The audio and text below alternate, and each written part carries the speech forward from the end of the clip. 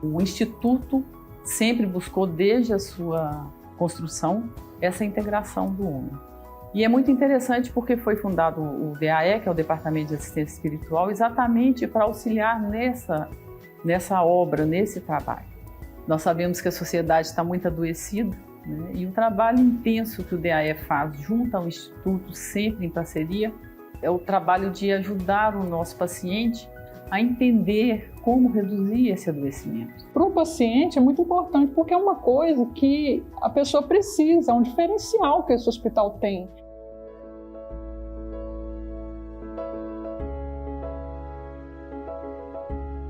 Começa agora o DE Convida, com o tema As Dependências do Ser, do Instituto Assistencial Espírita André Luiz.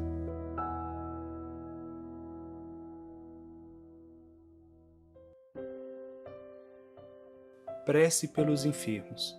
Senhor dos mundos, excelso Criador de todas as coisas, venham a toda soberana presença neste momento para suplicar a ajuda aos que estão sofrendo por doenças do corpo ou da mente.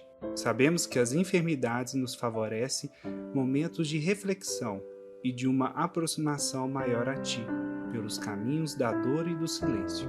Mas apelamos para a Tua misericórdia e pedimos: estende a Tua luminosa mão sobre os que se encontram doentes, sofrendo limitações, dores e incertezas.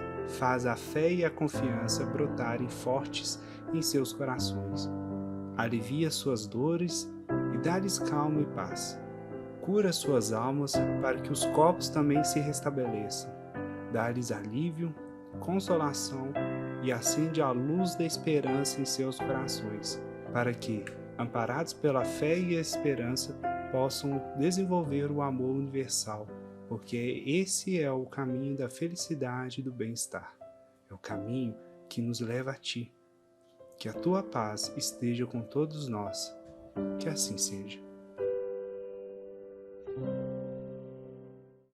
Olá, queridos irmãos, queridas irmãs. É um prazer estar aqui com vocês novamente. Hoje nós vamos falar sobre dependências. E esse assunto foi escolhido porque muitas vezes os voluntários, quando a gente fala em dependência, eles acham que é apenas dependência química e que, mesmo aqui no hospital, que só tem dependentes numa determinada ala, né? Que é a ala dos dependentes químicos. Mas isso não é real. Então, nós vamos mostrar para vocês que a dependência está disseminada em todas as áreas dos nossos trabalhos e inclusive entre nós voluntários. Então, é uma abordagem sobre a ótica espírita muito esclarecedora e espero que ajude vocês a identificar as dependências nas tarefas diárias de vocês e inclusive identificá-la em vocês mesmos. Então, vamos lá. Então, o conteúdo do nosso estudo de hoje. Primeiramente, nós vamos falar sobre a origem da dependência, e aí nós vamos abordar 3 pontos dentro da origem: o modo de viver para fora, evolução do princípio inteligente, mecanismo da dependência. Vamos falar sobre a dependência e a nossa estrutura psíquica, porque é importante para a gente entender vários aspectos da dependência, inclusive o ponto seguinte, que é como superar a dependência. Na origem das dependências. Gente, nós vamos ter que começar do comecinho, porque senão não dá para entender exatamente como ocorre o processo. Então, o nosso processo de evolução começa lá no átomo, né? É lá que nós começamos a existir. E daí vem as substâncias, e aí vem os pequenos organismos, e aí vai se complexando cada vez mais o corpo desses seres, né? Desses seres vivos. E aí nós vamos aqui para animais mais complexos até chegar à condição humana. Então, da mesma forma como os corpos, né, vão se desenvolvendo, se especializando, se aperfeiçoando ao longo de todo esse tempo, também a nossa parte espiritual, ela vai se desenvolvendo. Muita gente questiona que exista um princípio inteligente na matéria, no átomo, né? Mas existe. E isso está lá no Livro dos Espíritos, né?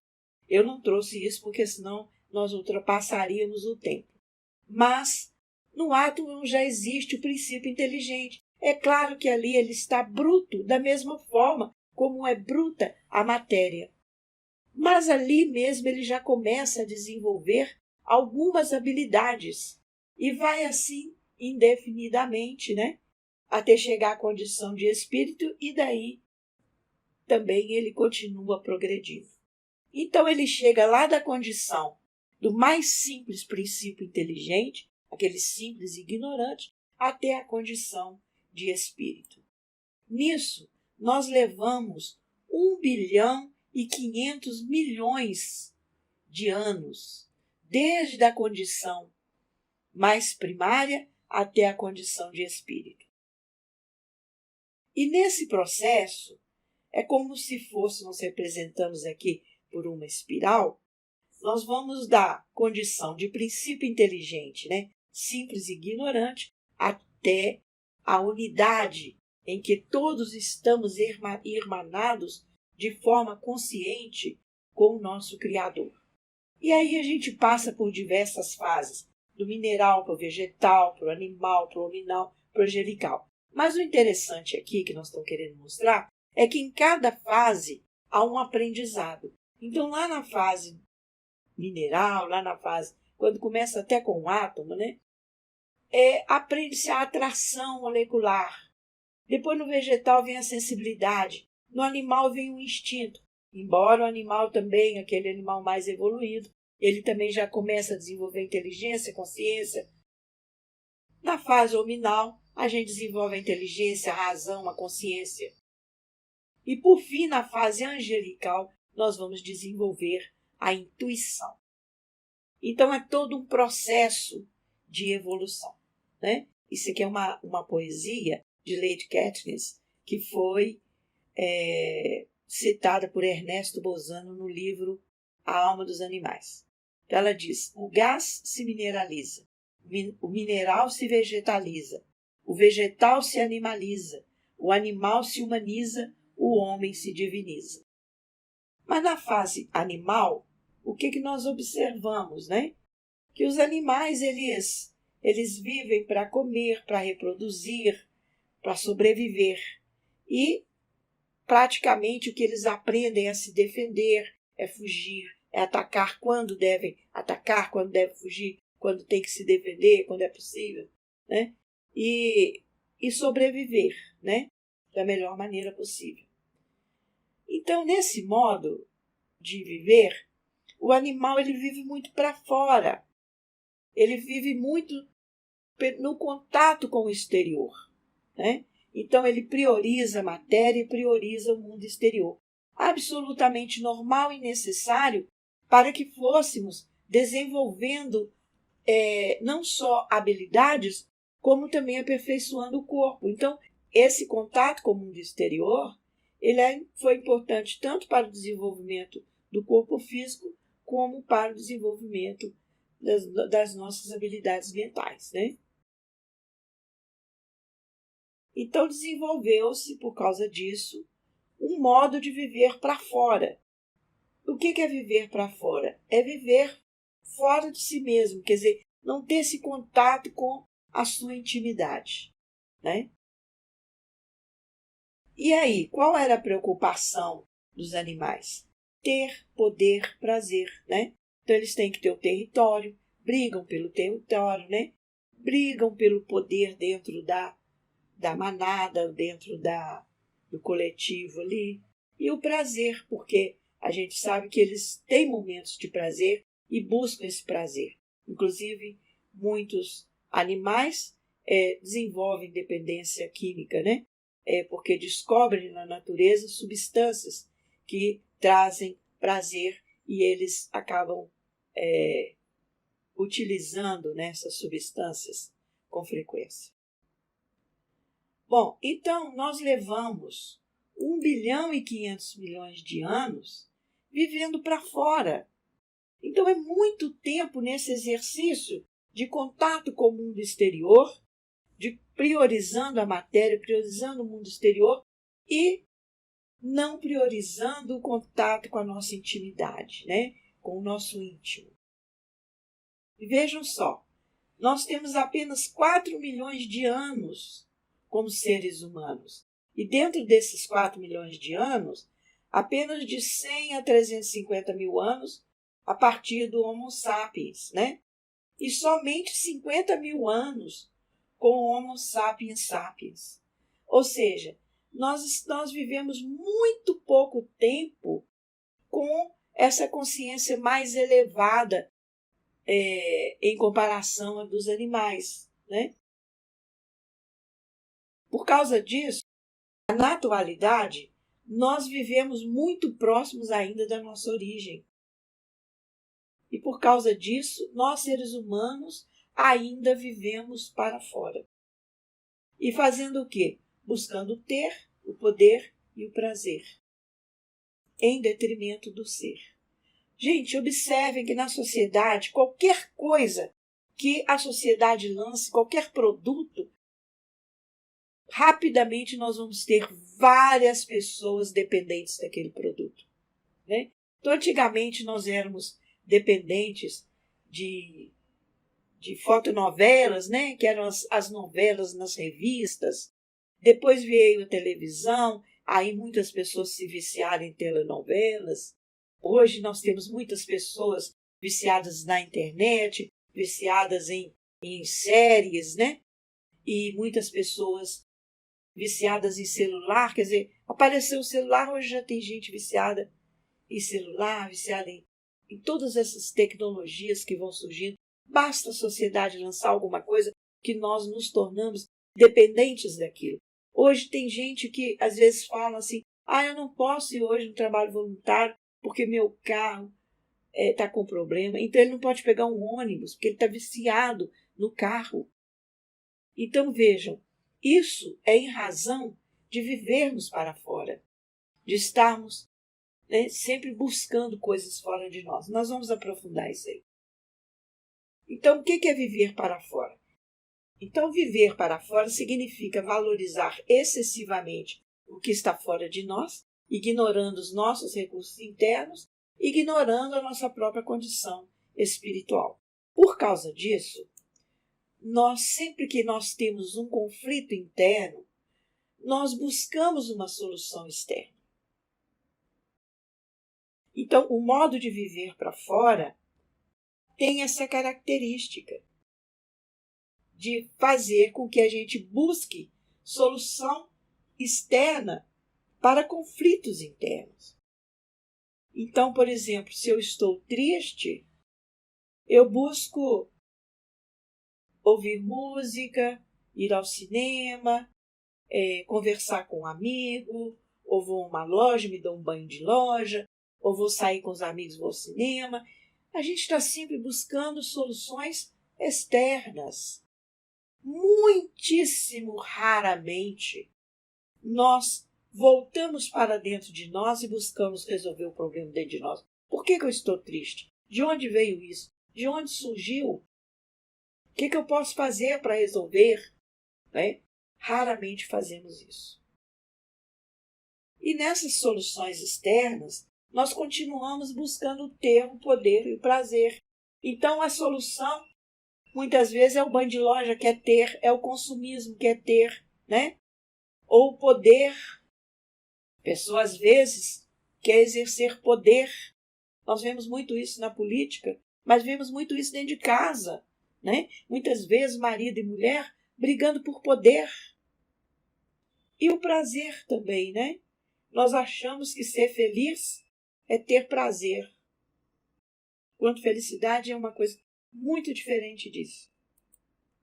O espírito busca recursos fora de si. Por quê? Por que a gente busca fora? Por que a gente não busca dentro?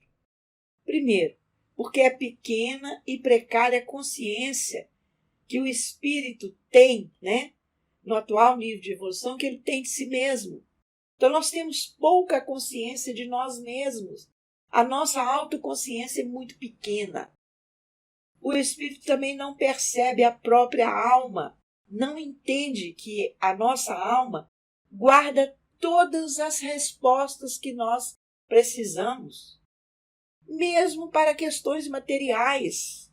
Se você está com dificuldade de resolver seu problema de dívida, de resolver seu problema de relacionamento, busque dentro da sua alma. É lá que você vai encontrar a resposta, porque lá estão guardadas as suas habilidades de N encarnações, seu aprendizado de N encarnações. É lá que estão as respostas, né? Mas nós não fazemos isso. Também o espírito não adquiriu o hábito de olhar para dentro de si mesmo. A gente olha muito os outros, mas não olha nós mesmos, né? Não entende ainda as próprias necessidades espirituais. A gente não sabe que muitas vezes o que a gente quer não é o que nós precisamos. E aí a gente fica infeliz, sofre à toa, desnecessariamente, por não compreender a nossa necessidade espiritual. Seus valores somente contemplam a matéria e o mundo exterior. Os nossos valores, 99,9%, estão voltados para fora, para o mundo exterior. É a nossa ignorância espiritual. Então, quando diz que fomos criados simples e ignorantes, é nesse sentido. É essa a ignorância, né? A ignorância de quem somos realmente. Então, esse mecanismo de buscar recursos fora, sempre que nós temos um conflito interno, é natural e necessário na fase da animalidade. Mas na fase humana, ele acaba se transformando numa dependência. Por quê? Porque nós inserimos dentro desse processo valores materialistas, né? Nós vamos criando valores materialistas, nos tornando dependentes desses valores, e aí esse mecanismo então se torna uma relação de dependência. Então, gente, buscar coisas fora de nós para resolver o conflito interno é a nossa primeira dependência. Então, essa relação conflito-solução externa é típico da fase da evolução humana, né? Uma relação de dependência, e é uma dependência do espírito. Por isso, nós chamamos de dependência espiritual. Então, a dependência espiritual é essa relação de dependência em que nós buscamos recursos fora para resolvermos nossos conflitos internos.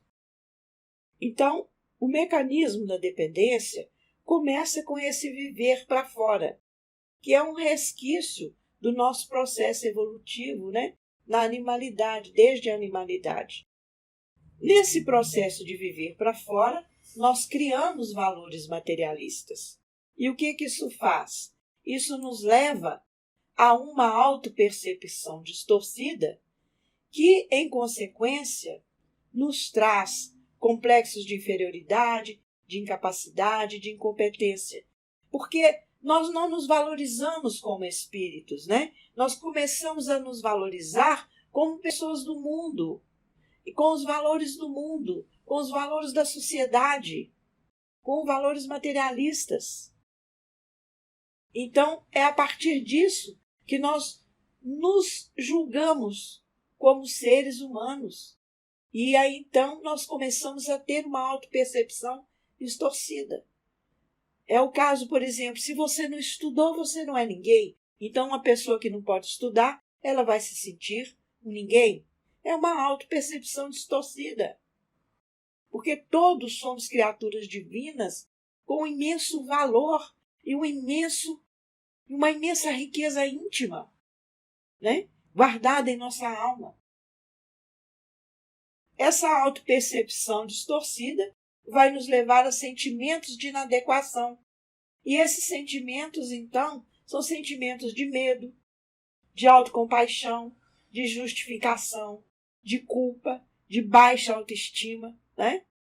E aí o que acontece? Vem a dor, vem o sofrimento. Então o que o espírito faz? Ele vai criar uma estratégia. Que estratégia é essa? Basicamente, nós temos 5 estratégias, né? Autodefesa, fuga, autodestruição, autopromoção, compensação. E para satisfazer essas estratégias, né, o espírito, então, vai buscar recursos fora. E daí é que vem a dependência de objetos, de substâncias, de situações e de pessoas. Mas vamos nos exemplos para ficar mais claro. Por exemplo, uma pessoa que busca a estratégia de fuga, ela pode, de repente, ficar viciada na internet.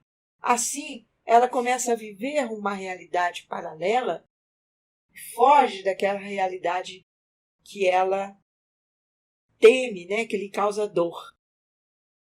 Nós vemos muitas pessoas que vão para as drogas para se autodestruir. Eu me lembro de um rapaz que disse assim: eu comecei a usar droga porque eu não tinha coragem de me matar. Mas a autodestruição, por exemplo, nos esportes radicais, tem esportes, gente, que mata, né? Como aquele Birdfire, né? Que a pessoa usa uma roupa, ela fica parecendo um morcego, né? E voa só com aquilo, só com aquela roupa, ao vento. Muitos morrem, então esse é um esporte proibido na maioria dos países, mas há alguns países que ainda não proibiram. Então, essas pessoas se reúnem ali para praticar esse esporte em conjunto. E eu assisti um documentário em que eles mostravam uma foto com umas 30 pessoas e contando: esse morreu, esse morreu, esse morreu, esse morreu. E uma pessoa disse que o que é mais interessante no esporte é que ele, quando ele estava no avião, porque eles vão no avião e se jogam do avião, né? E aí ele dizendo que eu não sei se eu vou, se hoje é meu último dia ou não. Então, que absurdo, né? A pessoa esperando morrer. Então, é uma estratégia de autodestruição. Muitas pessoas que usam droga usam por autodestruição, cigarro, né? Essas coisas. A autopromoção. Os maledicentes, por exemplo, eles usam a maledicência como autopromoção. Então, quando ele fala do outro, ele está dizendo: eu posso falar porque eu não sou assim. E geralmente ele fala exatamente o que ele é, porque ele teme tanto ser daquele jeito e não quer encarar, que ele então projeta aquilo no outro, né? Na fuga nós vemos também as pessoas que mentem, os mentirosos compulsivos, porque eles ali, quando eles estão mentindo, eles estão criando uma outra realidade. E tem a compensação, né? Por exemplo, o consumismo, a pessoa que compra,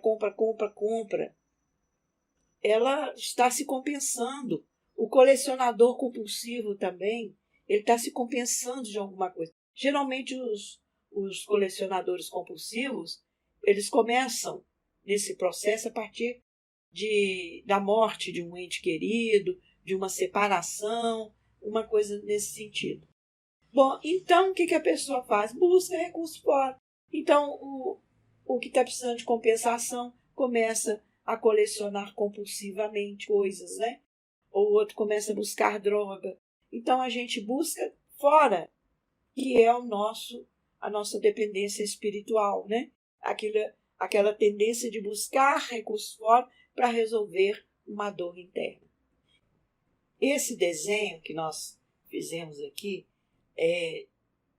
para facilitar didaticamente, para a gente ver, né, também essa questão aqui dos medos e das estratégias, mas é a mesma coisa desse outro que nós já vimos mostrando para vocês, né? Que é aquele círculo vicioso, conflito interno, solução externa, que aí vai gerar mais conflito interno e a gente fica nesse círculo vicioso, né?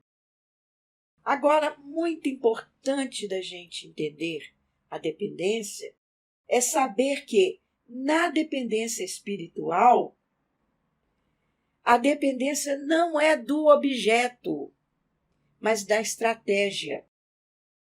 Então a pessoa ela se vicia na autopromoção como recurso para tamponar a sua dor.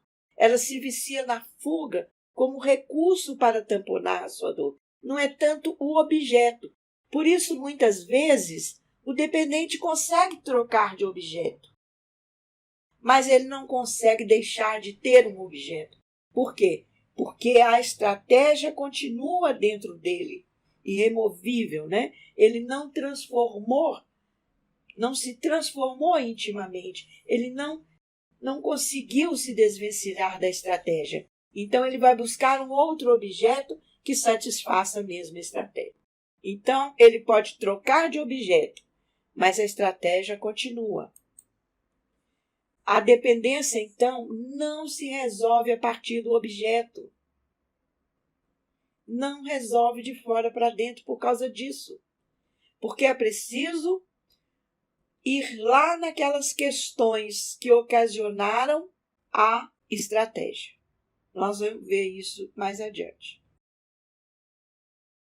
A dependência do objeto é uma dependência física, né? Então, a pessoa pode ficar dependente da nicotina, pode ficar dependente da substância, né? Mas nem sempre isso acontece. Porque o principal é a dependência da estratégia. Então, a dependência da estratégia acontece na dependência espiritual. A dependência do objeto acontece na dependência física. Mas nem toda dependência causa dependência física. Mas todas as dependências causam dependência da estratégia. Então, isso é muito importante de entender, porque muitas vezes a ciência não consegue explicar a compulsividade com dependências que não envolvem substâncias, né? Então, por exemplo, ficam dizendo que é adrenalina. É por causa da adrenalina, por isso que a pessoa depende do jogo. É por causa da adrenalina que a pessoa fica dependente disso ou daquilo. Mas a verdade é que a ciência já comprovou que a adrenalina, quanto mais adrenalina você tem, mais desconforto você sente. E ninguém fica dependente de coisas que causam desconforto, né? Físico, quando a gente fala fisicamente. Certo? Então, o que causa essa compulsividade é a dependência da estratégia. A pessoa tem medo de, se ela não tiver aquele objeto, ela não conseguir fugir da realidade, ela não conseguir se promover, ela não conseguir se compensar. Então é disso que ela tem medo. Da dor que vai ficar se ela não se compensar, se ela não fugir, se ela não se autopromover, etc. Então, a compulsividade vem da dependência da estratégia. Do ponto de vista, então, da doutrina espírita, a dependência não é um defeito de caráter, não é uma doença física, não é uma doença orgânica, né? Não é uma doença mental também. É apenas um estágio do nosso processo de evolução. Então, a dependência espiritual, gente, é só um estágio nesse processo evolutivo. É um estágio em que ainda não aprendemos a olhar para dentro.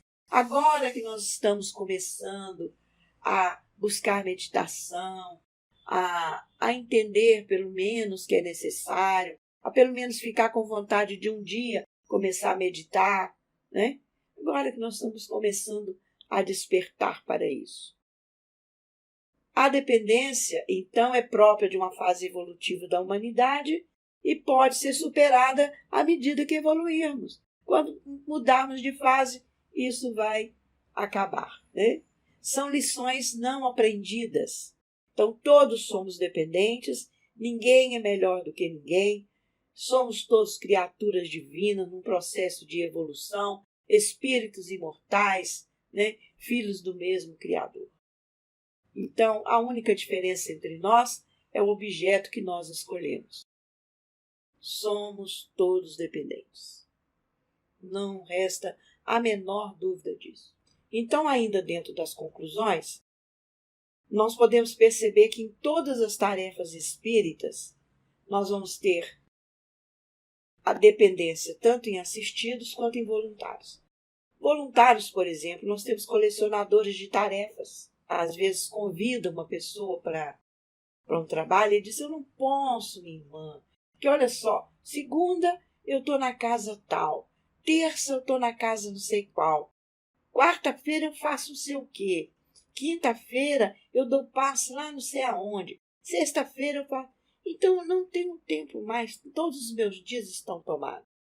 São os colecionadores de tarefa. Qual é a estratégia? Ou é a autopromoção, né? Porque muitos tarefeiros, quando veem que não vai ter aplauso em determinado lugar, eles vão embora. Ou então é a fuga, né? Não quero ficar em casa, não quero me envolver com minha família, então eu vou para a tarefa espírita. Nós temos também os chefes, né? Aquelas pessoas que querem sempre cargos dentro das casas espíritas, estão buscando que autopromoção, compensação, né? Nós temos os professores, aqueles que nunca querem aprender, mas querem sempre ensinar, querem ser palestrantes, né? Não querem servir, querem ensinar, não querem aprender. E nós temos também os críticos, né? Aqueles que estão sempre criticando os companheiros. Funciona mais ou menos como o maledicente, né? Se eu rebaixo o outro, eu me elevo. Então, nós temos que ter muito cuidado, porque nós somos todos dependentes. Eu dei esse exemplo só para que os companheiros possam perceber que é real. O nosso estudo de hoje tem esse objetivo, né? Despertar em nós uma consciência de que precisamos nos analisarmos e verificarmos até onde a nossa dependência pode influir negativamente no nosso trabalho. Então agora nós vamos aprofundar um pouquinho mais. Para a gente entender a dependência, nós vamos precisar estudar a nossa estrutura psíquica. Quando nós conhecemos a estrutura psíquica do ser humano, nós vamos entender mais a compulsividade e vamos entender também por que é que às vezes a gente quer mudar, né? A gente quer, mas não consegue. A gente tem a sensação de que nós estamos lutando contra duas vontades. Eu me lembro de um menino que disse uma vez: é como se eu tivesse dois lados, né? Um lado sombra, um lado luz. Mas nós vamos ver por que isso acontece. Bom, então o ser humano, ele é constituído de um núcleo, né? De um corpo sutil, que é o perispírito, e de um corpo físico, né? Quando ele está encarnado. Não é isso? Esse núcleo é o princípio inteligente, né? Que veio desenvolvendo desde lá do átomo até os animais superiores até chegar ao homem. Então, esse núcleo é chamado por Kardec de alma. Tá? Então, a alma é o princípio inteligente em estágio mais evoluído. Eu vou mostrar para vocês umas duas citações que mostram isso, mas nós podemos deixar aí, eu vou falar com o João Vitor, para deixar aí na descrição do vídeo várias referências para vocês estudarem essa questão, porque muitas pessoas duvidam disso que nós vamos ver aqui agora. Então, Kardec chama o princípio inteligente, quando ele começa lá nos animais superiores até chegar ao homem, ele já chama de alma. Aliás, não é só ele, os espíritos também, né? Ele aprendeu isso com os espíritos. Então, lá no livro dos Espíritos, na questão 141, olha o que o Espírito diz. A alma tem dois invólucros. Um sutil e leve é o primeiro, ao qual chamas perispírito. Outro grosseiro, material e pesado, o corpo. Então vejam só, se a alma tem dois invólucros, ela é esse núcleo, né? Ela é o núcleo.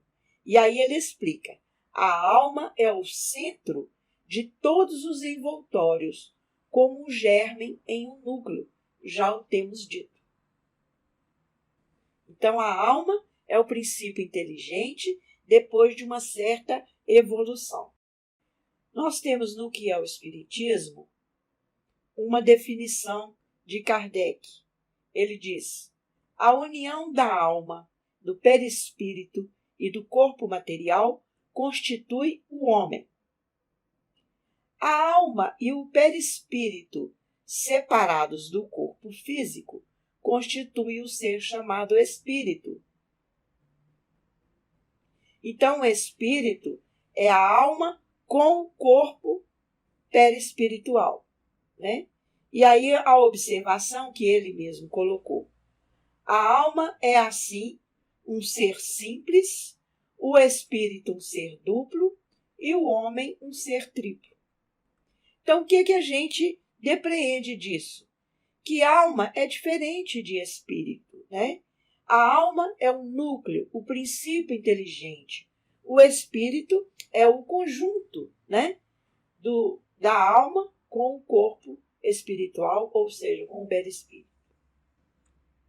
Então, o espírito é igual à alma mais perispírito e o homem é igual à alma mais perispírito mais corpo físico. Bom, a parte encarnada, né, o homem, é material, né, porque tem o corpo físico. O espírito é semimaterial, porque o perispírito ainda é uma matéria menos grosseira que o corpo físico, mais sutil, mas ainda assim uma matéria pesada. A alma, que é o princípio inteligente, é imaterial. Por isso Kardec disse: de realmente espiritual, só a alma ou princípio inteligente. Na alma, nós temos a consciência, né? Então, a consciência se origina e se desenvolve na alma. Ela é propulsora e diretora do processo evolutivo. Então, ela é que dirige o nosso processo evolutivo. Por isso, muitos autores chamam a alma de consciência da alma, porque nela está a nossa consciência maior. Então, a alma, ela guarda toda a memória evolutiva do ser, sem julgamento.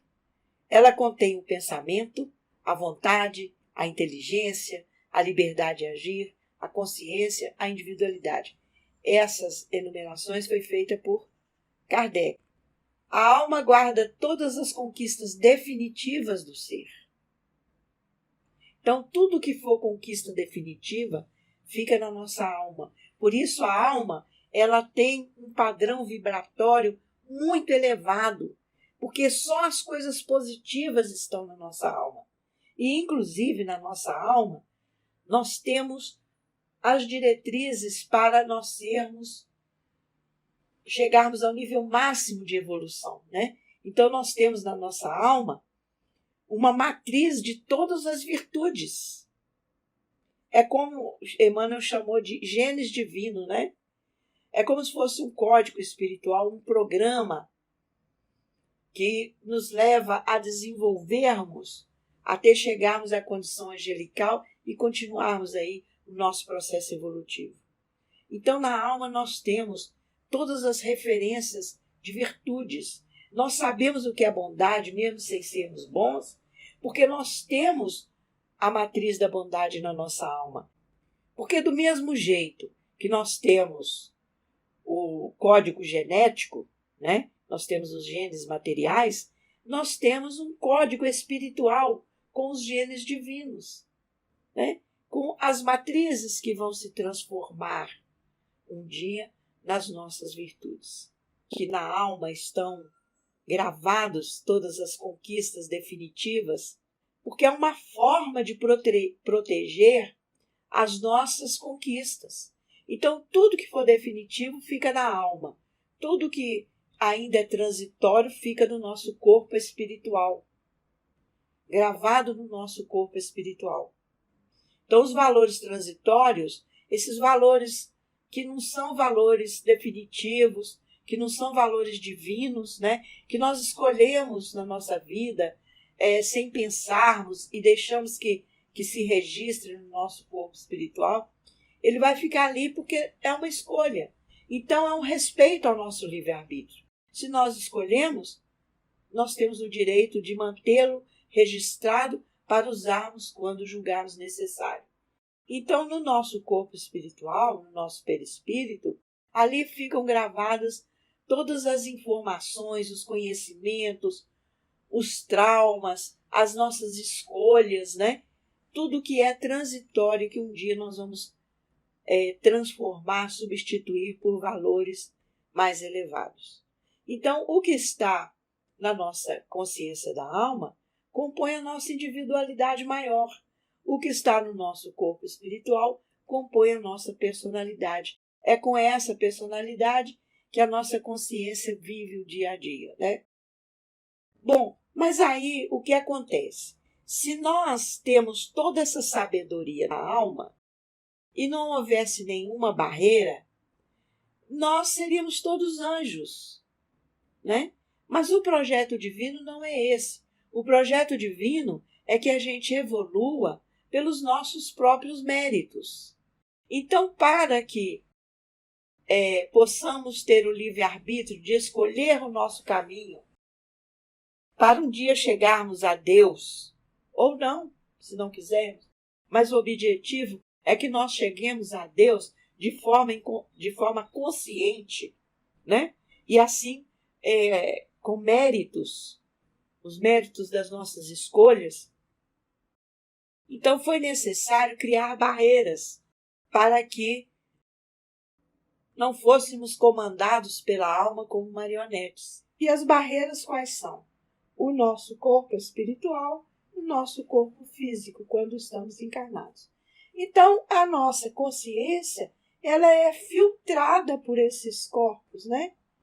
Então, quando nós estamos com a consciência do espírito, nós temos uma lucidez maior do que quando estamos encarnados, mas ainda assim não temos toda a consciência do que está na nossa alma. Então a gente não lembra todas as encarnações, a gente tem certas limitações. E isso é necessário para que a gente possa fazer as nossas escolhas, a gente possa fazer o nosso caminhar, né, livremente. Então é para que o nosso livre-arbítrio funcione. Então essa consciência filtrada que sai do espírito, né, que está no espírito, nós chamamos de consciência do espírito. E essa consciência do nosso corpo físico, essa aqui que se relaciona com o mundo, é a nossa consciência exterior, ou o nosso consciente, né, como diz a psicologia. Então nós podemos ver que nós temos vários níveis de consciência por causa dessa filtragem. Então aqui nós temos uma frase dos Espíritos que mostra que existe realmente esses níveis de consciência, né? Então ele diz lá: tendes essa intuição no pensamento, no desejo criminoso que frequentemente vos assalta e a que instintivamente resistis, atribuindo a mais das vezes essa resistência aos princípios que recebestes de vossos pais, quando é a voz da consciência que vos fala, né? Então ele diz, essa voz que fala, não faça isso, não faça aquilo, que a gente pensa muitas vezes que é alguma coisa que a gente aprendeu com os pais, geralmente é a nossa própria alma dizendo para nós. Porque observe, é a voz da consciência que vos fala.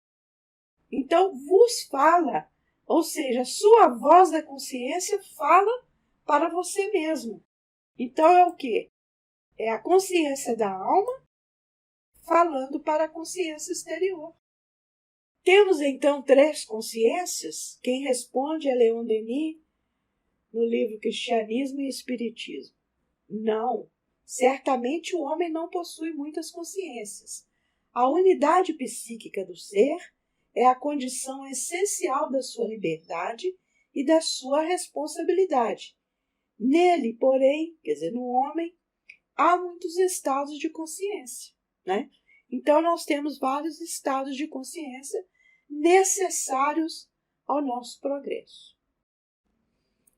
Necessário ao nosso livre-arbítrio e necessário para que a gente só acione a alma na medida da nossa capacidade. Então, gente, a alma, a consciência da alma é o que geralmente nós chamamos de eu divino. É a nossa individualidade. O espírito, a consciência do espírito, é a nossa personalidade espiritual. E a consciência exterior é a personalidade do encarnado.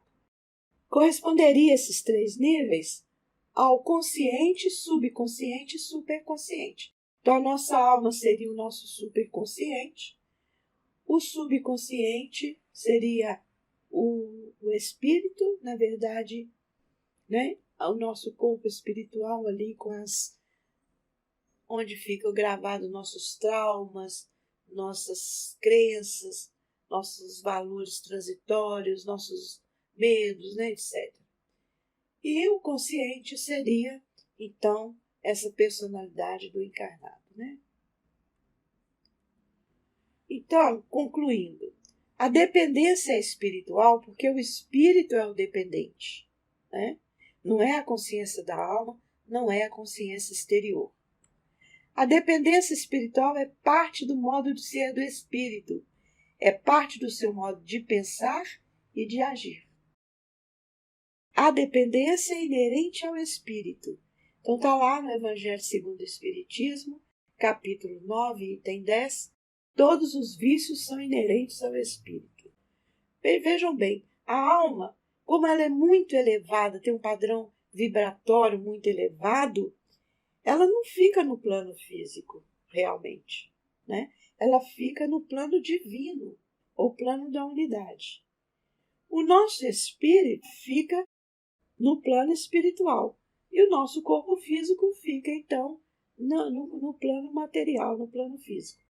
Na verdade, parece que é como se a gente estivesse, né, no mesmo espaço, mas em dimensões diferentes. Então, Leon Denis explica isso. Pelo seu corpo fluídico, ou seja, pelo perispírito, e pelo seu corpo material, o homem encontra-se ligado à imensa teia da vida universal. E pela sua alma, a todos os mundos invisíveis e divinos. Pela nossa alma, nós estamos todos irmanados no plano da unidade, no plano divino. Então, estamos todos juntos com o nosso Pai. Nós só não estamos conscientemente. Então, quando nós evoluirmos o suficiente, essas 3 instâncias, elas vão se unir, se agregar numa só consciência maior, né? É o ser integral. Então, quando nós chegarmos à condição de integralidade, nós estaremos no plano da unidade conscientemente. Então, não haverá mais a necessidade dessa tripartição da nossa consciência, não precisaremos mais encarnar, né? Será um outro tipo, um outro modo de viver. Então ele diz aqui, terminando aqui, né, concluindo, somos feitos de sombra e de luz. Agora que nós entendemos a estrutura psíquica do ser humano, podemos entender como os 3 níveis de consciência atuam na dependência ou em qualquer outra dificuldade que nós precisamos superar. Existe uma situação em que a consciência do espírito e a consciência exterior, elas estão juntas no propósito de viverem um mundo material, né? De viverem para fora. Então, a gente colocou essas setinhas aí para exemplificar. Então, eles estão voltados para o mundo exterior, ignorando a sua natureza espiritual. Uma outra situação possível é que a consciência exterior esteja querendo mudar. Isso acontece muito, porque o processo de encarnação é exatamente para isso. Você vem numa nova família, numa nova situação, e talvez você desperte para um novo caminho, né? Então, muitas vezes a consciência exterior, também por causa das perdas, né? Porque, vamos supor, uma pessoa que está com uma dependência química muito profunda, já perdeu o emprego, perdeu a família. Então, chega um momento que o consciente, essa consciência exterior, fala, não, chega. Mas aí a consciência exterior quer mudar, mas a consciência do espírito não quer. Então, existe o conflito. É nesse momento que muitas vezes os assistidos falam, é como se eu fosse duas pessoas. E nós mesmos, qualquer um de nós que já tentou mudar um hábito, mudar uma situação, a gente chega num ponto em que a gente fica lutando com a gente mesmo. Muitas vezes a gente percebe que são duas vontades, né? E é exatamente isso. A gente quer, mas não dá conta. Por quê?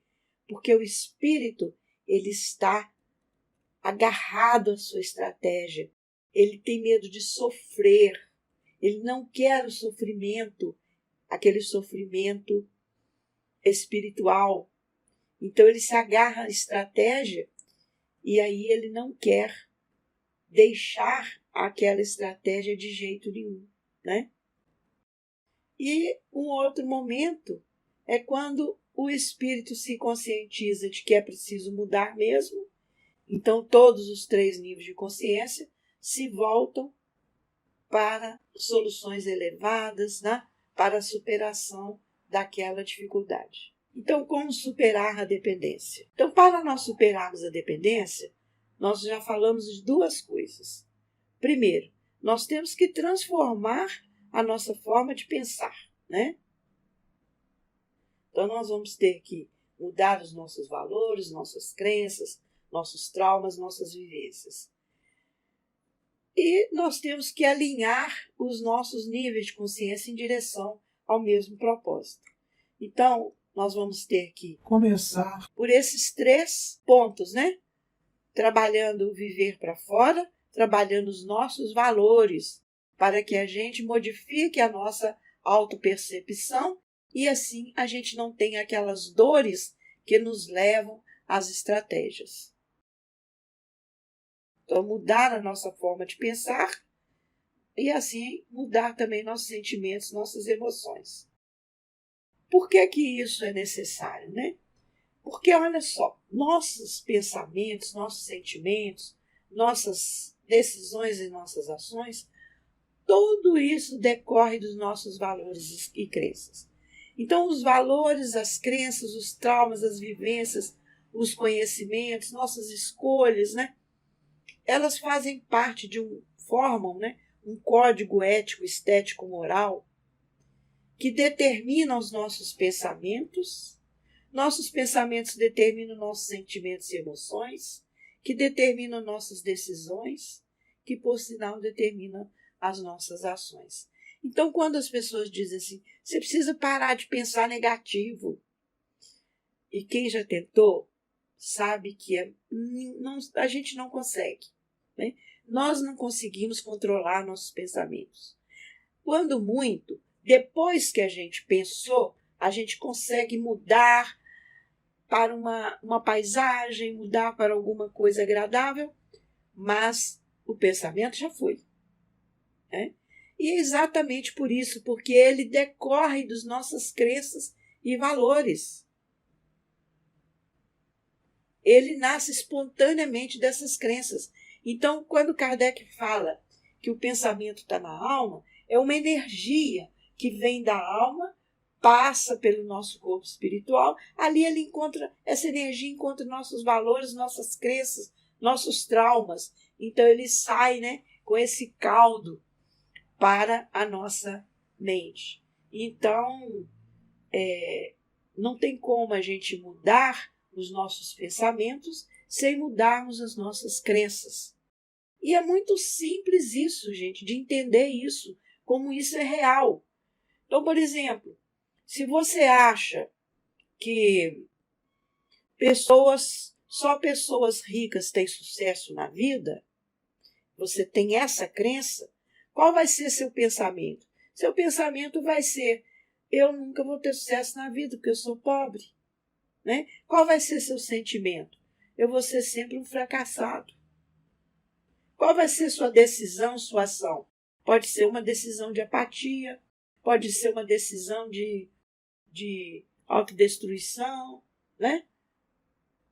Então, tudo depende das nossas crenças e nossos valores. Então, nós temos que mudar essas crenças. Então, quando a gente tem crenças e valores negativos, nós vamos ter pensamentos, vamos ter essa autopercepção negativa, vamos ter sentimento de inadequação. A estratégia, né, vai vir da nossa decisão. E observem que é um círculo, né? Porque quando nós tomamos uma decisão e agimos, dali vão surgir valores que vão ser agregados novamente. E aí novos pensamentos, novos sentimentos. Isso é válido, né? Quando a gente está progredindo, está num processo de evolução, isso é maravilhoso. Mas quando nós estamos num processo ainda que nós não estamos buscando progredir e melhorar, estamos vivendo, né? Deixando que a vida nos leve, aí é ruim, porque vão aumentando os valores negativos cada vez mais, né? Então, é mudar os nossos valores, crenças, traumas, vivências. Então, para superarmos a dependência ou qualquer outra dificuldade, nós também temos que alinhar os nossos níveis de consciência. E como que nós vamos fazer isso? Na verdade, quando a gente muda crenças e valores, nós começamos a alinhar. Se a gente está mudando para valores positivos, mais próximos dos valores divinos, nós já começamos a alinhar. Então, para alinhar a nosso nível de consciência, nós temos dois mecanismos, né? Um é esse, mudar nossas crenças e valores. O outro é através da meditação, né?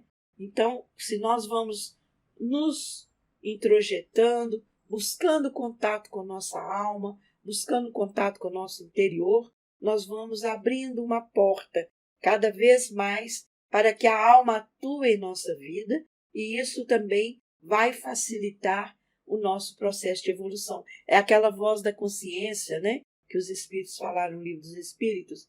É a nossa alma, a gente abre esse caminho e cada vez mais nós vamos ouvindo a nossa alma. Os insights que a gente tem, né, geralmente eles são pequenas aberturas que nós fazemos para a nossa alma, e aí vem aquela ideia brilhante naquele momento, isso, para solucionar as nossas dificuldades, né?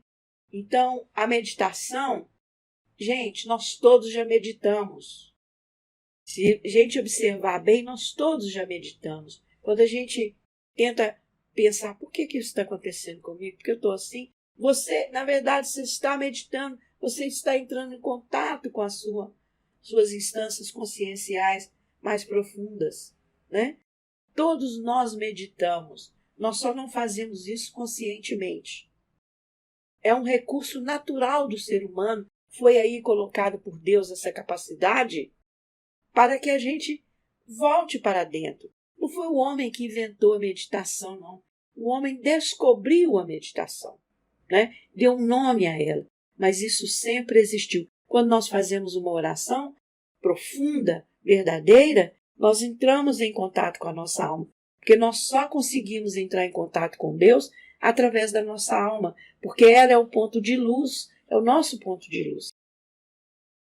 Então, eu trouxe aqui um versículo, está lá em Pedro, e ele diz o seguinte: servi uns aos outros, cada um conforme o dom que recebeu, como bons dispenseiros da multiforme graça de Deus.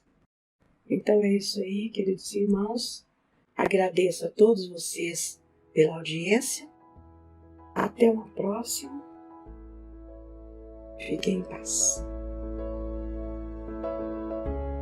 Termina agora o DE Convida com o tema As Dependências do Ser, do Instituto Assistencial Espírita André Luiz. Obrigado a todos e até a próxima.